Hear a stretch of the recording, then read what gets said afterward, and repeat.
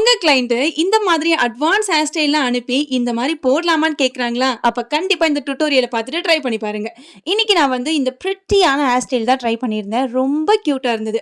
இதுக்கு நம்ம வந்து முன்னாடி கொஞ்சமா முடி எடுத்து பஃப் பண்ணல, அந்த மாதிரி கொஞ்சமா முடி எடுத்துக்கோங்க. இந்த அளவுக்கு மட்டும் எடுத்தா போதும். இதுல லைட்டான பேக் கோம் கொடுத்துட்டு அங்க லைன்ஸ் கிரியேட் பண்ணிட்டு 2 பின்ன வச்சு நல்லா செக்யூர் பண்ணி ஸ்ப்ரே பண்ணிடுங்க. இப்போ அந்த ஹேரை மட்டும் தனியா லூஸா பின்னிட்டு கடைசியில ரப்பர் பேண்ட் போட்டுட்டு இப்போ நான் எப்படி அங்க ஹேரை கொஞ்சமா எடுத்து லைட்டா லூஸா பின்னிட்டு அதை நம்மளோட ஃபிங்கர் வச்சு அழகா இழுத்து விட்டா போதும். அழகா படர்ந்து ஒரு நல்ல பூவோட இதழ் மாதிரி நமக்கு வந்து காட்டும்.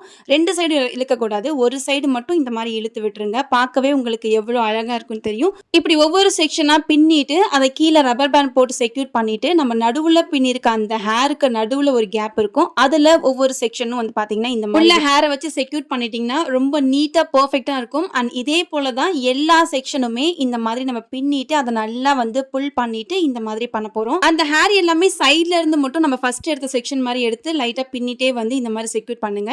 நடுவுல இந்த மாதிரி பின்னாத ஹேர்லாம் இருந்தா அப்படியே உள்ளேயே இருக்கட்டும். உங்களுக்கு அதெல்லாம் வந்து எந்த பிரச்சனையும் கிடையாது.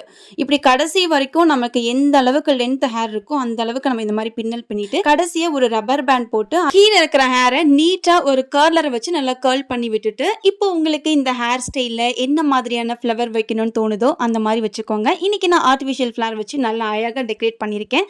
கண்டிப்பா இது உங்க பிரைடு உங்களுக்கு டைம் கொடுத்தா மட்டுமே பண்ண முடியும். ஆனா கண்டிப்பா இதை ஒரு நாள் நீங்க பண்ணணும்னு நினைச்சீங்கன்னா நீங்க தாராளமா பண்ணலாம். ஹோப்ஃபுல்லி இந்த வீடியோ நிறைய பேருக்கு யூஸ்ஃபுல்லா இருக்கும்னு நம்புறேன். மறக்காம ஒரு சின்ன லைக் அண்ட் ஃபாலோ கொடுத்துருங்க. இன்னொரு சூப்பரான வீடியோல பார்க்கலாம்.